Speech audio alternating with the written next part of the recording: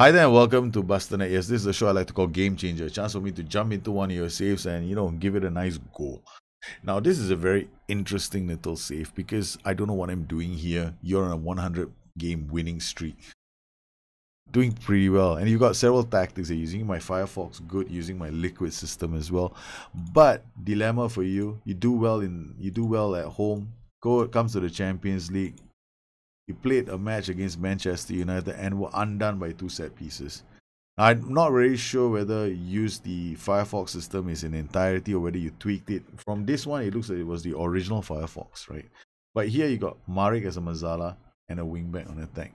Now, it made your left flank porous. I'll explain why. Now, when I use my Mazala on attack, I use a wingback on attack. I have a specific kind of Mazala in mind. He needs to be able to tackle, right? Your Mazala doesn't do that. So he doesn't tackle. In fact, he comes deep to get the ball, which is another dilemma. Because he doesn't tackle, he comes deep to get the ball. He has to get up the pitch. There's a lot of link plays, roaming. Sometimes he's out in the middle of the pitch. Sometimes he's near the bottom of the pitch. So he doesn't link up the attacks very well. I mean, he does get into the opposition area to score, which he's got a fantastic trait there. But against really, really top sides, he's anonymous in the game. Right? So this is the issue with your Mazala. Your Mazala, if you want to use a wingback on attack with this player, wingback either has to be God himself, so he can see everything happening before it happens, and he knows where to stand, or this guy has to be able to tackle. So if this guy can't tackle, then you need God. If you don't have God on your hands, change this player. So this is what I would recommend. Dario Maric is a great Mazala at home, but not against top sides where every blade of grass has to be, you got to think about controlling the center of the pitch. Remember, if you don't control the center of the pitch, you won't win the game. So you got Dario Maric. So that was the problem in your Champions Leagues. Your Champions League, whether you use the Firefox system or use the liquid system, you're going to have the same problem. You're going to have one player in the middle of the pitch who's going to be alive. I mean, he's great at scoring goals. I mean, look at him. At home, he's scored 4 goals in 4 appearances this season, which is phenomenal because I used him as well. So, I set him up and he was scoring goals for me as well. But I use him at home. But when I get to the Champions League, I'm like, oh no, this guy. I used him one match. After that, I was thinking to myself, Fenerbahce, yeah, we hammered them 4-0. Then after that, I was thinking, man, against Roma, he wasn't playing so well. So I had to think about alternatives already. So now the question is, how do you set your tactic up with this kind of a situation? Because you've done everything correctly. I mean, I'm looking at the way you play the game, and it's a fantastic save. Look at your transfer history. You're making money by the bucket loads. 70 million, you spend 15 million. Like this 27, 28. Buy low, sell high. Okay, this maybe not. I mean, the strategy that I always tell people is, you need one season where you spend, then 3 seasons where you sell. So you've done well. So 67, 40. Partizan Belgrade is just making money. Look at this. You've done really, really well. Financially, Partizan is there doing very, very well financially with an overall balance of 212. I'm not suggesting you go out there and buy a Mazala tomorrow. What I'm suggesting is think about the players that you have and ask yourself, what can you do that's a bit more effective? I like your training. You haven't done very much of training. You left it to the ass man, which is fine. What I would do is I'll just do this like this, and then I'll come in here, possession. I got this match coming up, so I'll do match preparation. So I could do this. I mean, like I just add something for match preparation for the match coming up, and then here I could go, maybe goalkeeper needs some help. So I come in here, goalkeeping, and go short stopping for 1 day. So it's just add to this. Yeah, it's no biggie. So it's like you just using the schedules and you're just using your own system for it. So what did we do with your save? Now, okay, this is the Firefox good system that you have. I don't like Carrerello, Mazala, and DLP. Why? Because this combination is quite a strange combination over the middle. You got this guy staying white, this guy staying white, this guy doing the bulk of challenging in the box. Now, sometimes he can work. I'm not saying it won't work. I'm saying that it's okay. Stay wide, playmaker, poing against Champions League sides. Not gonna get you a lot of love. Why? DLP has a bad game, the whole tactic falls apart. What I rather do is I want to keep the ball and make it more efficient. So in my Firefox good system. I got Anchorman, Mazala, DLP, inside forward, attack, wing back. Now this is a dangerous system, which is why this player has to be able to tackle. If he can't tackle, this player can't be played as a wing back on attack, and he definitely can't use overlap left. So if you wanted to do something like this, you see this wing back, Mazala, inside forward coming in this way. So in your setup, well, all we have to do change this guy to a DLP. This guy's going to come this way and release this player. You could also play a more different version of this tactic and just go, maybe, you know, I'm not so sure. I want to keep things a bit safe. Fullback on support. Wing back on attack. This guy now comes this way. Then this guy can be an inside forward on support, and this guy can be a wing on attack. Right, this guy can be a wing on support rather. This guy can be an inside forward on attack. So you can do something else. Now here you got a wing back giving assistance to the DLP, going high up the pitch. This tree will work. Sorry, this guy has to be an anchor man or a DM on defense. So this is one other way you can play it. So you can play this tactic in different ways. This is a bit more secure. Here, you can ask this fullback to overlap. He'll be positioned slightly higher up the pitch. This wing back is already overlapping. You don't really need this instruction. The only reason why you would use overlap is to influence his positioning high up the pitch. So this is what I would do with this tactic, right? So this is the only change that I would make if I wanted to move away from the original. This is the original tactic. This original tactic can still work. You don't even need to make changes to this. All you got to do is make sure that this guy can tackle. So Maric can't be playing in this. So I wouldn't use counter, because you were using counter press, distribute. So you're putting a lot of pressure on your goalkeeper and making him decide that he has to play the ball out to these players. I'm not a big fan of that. I rather let the keeper decide who to pass the ball to. Sometimes this is important because another team might prevent short goalkeeper distribution on you, and when that happens, your keeper is forced into making decisions. Prevent short goalkeeper distribution is something that you use situationally. If you find that their keeper is very good at moving the ball out, then you may not want to use this. As well as that line of engagement. You can draw the line of engagement to standard and then play a more compact shape when you're attacking. Or you can decide you want to press team high, use a high line of engagement. You can stay on this and it's perfectly okay. So you can do something like this, and this is what I did with the Assman. The Assman went on to win all the games. Right. I'm not, I joke you not. I left this tactic in the hands of the Assman. Assman is doing quite well. What about Liquid? Now you've got the same Liquid system I have, right? So again, with Liquid, I don't use distribute to center backs. Right? You don't need to. I mean, you don't really need to distribute to center backs, but you can if you wanted to. I mean, it's entirely up to you. But I personally would just let my keeper make the decisions, right? So you can ask your keeper to make the decisions. Now, as far as the prevent short goalkeeper distribution, again, this is situational. I would drop my mentality to attacking whenever I play in Europe. Sometimes you can even go down all the way to positive. But here is the difference between this is when I know my team is good, or I know my quality of my players and all three can tackle. Now, what happens if you're playing in Europe? You change this role to an anchorman. That's the only change you make. It makes your tactic a lot more secure. You're still playing a bit fluid. But you may not have too many issues. So how did we do? Well, we didn't do too badly. This is the funny part, right? Okay, I played only a few of these matches. The rest of the matches were being played by the Assman. So as you can see, we played against this team called Radnik, whatever this team's name is, and we used the Firefox Good system. We made a couple of changes. We hammered them 4-0. In terms of the kinds of shots we had, Partizan, everything inside the box, 5 outside the box, 7 shots saved. Let's not talk about the other team. Okay, so totally hammered them into submission. Some really nice goals. Against Roma, this was a nice game. We went in there with the Firefox Good system. I made the changes that I was talking about. And again here, teams, we were doing, this is Roma.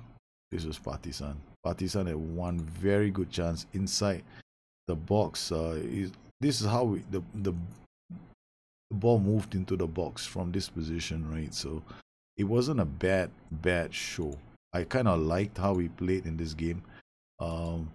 And you can see Vaduva playing to Emerson. Emerson out to Sergio Luis. Goes to Hungary. It's a brilliant goal. Roma taken out away from home. Then Metalek, S-Man. S-Man played these games. I didn't even show up. I was just like, you take the tactic, do what you want to do with it. And he comes in, 35 was good. Metalek, no chance. Look at the spread of shots that they had. So I probably know. I mean, I don't think you guys want to see all the goals, right? So Rad, again here we played Jovan. This again, I didn't play this game. Was the S-Man. S-Man. Oh yes, I played this game. This is Liquid. So if I played Liquid, this was me turning into an anchorman and want to see how your team did. Again, it's just pepperoni on goal. So it's just this. It's just hammering them again. So 2-1. Then we played Fenerbahce.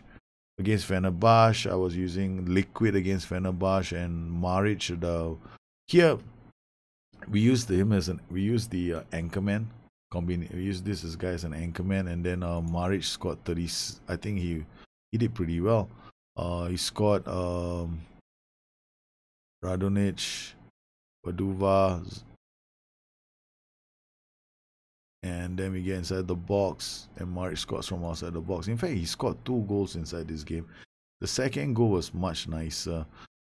Let's see the second goal. Where is the second goal? Okay, here we go. Second goal. So we got this build-up play from here. Antunes, they clear the ball. I think at one point I may even have changed him to a DM on support, because the game was Fenerbahce was not really threatening us. So if I find a team that's really not threatening us, then this guy will go on support duty. So Kuchin, we played with Kuchin as an inverted wingback, and Maric scored a goal. They can't even clear the ball out. They couldn't get the ball out their own half. Then Metalite, we start going on Firefox. Good, I think. Then we went back winning streak. Then I played Fenerbahce again. This time I played the Liquid system away from home. Bikinho scored. Another good build-up play. We had the goal. Where is the goal? Yeah, there we go. I think he scored from outside the box. Yeah, he scored from outside the box. Build-up players left unmarked. We banged in the goal. And then Red Star, this is the ass-man taking over. And then we came to this match. Now, this is going to be the game where I did a lot of funny things. Okay, first we started with Firefox good. We defended really well. Okay, for the large periods of the match. They kept attacking us, but they kept failing to break us down. We defended really well. If you look at all the shots, right, for Partizan, quite a number of shots inside the box. I was very happy. You see the number of shots here? Not a lot. Whereas for Partizan, we had a few here inside the box. So we did quite well. But this goal was nice. Why? Because what happened was, in this match itself, what I ended up doing was, we were defending well for the majority of the game, playing Firefox good. And then I realized, okay, fine, we need to take a bit of a chance to get the winner against PSG. I didn't feel like the game was an issue, because for all the efforts that PSG were making, they were not getting a lot of shots on target. So we actually switched to the Liquid system with about 20 minutes to go. We played it on attacking mentality. And this was the play, right? So this is the winger. This is our Mazzala. So we use Vaduva as a Mazzala here. This guy is playing as an anchorman.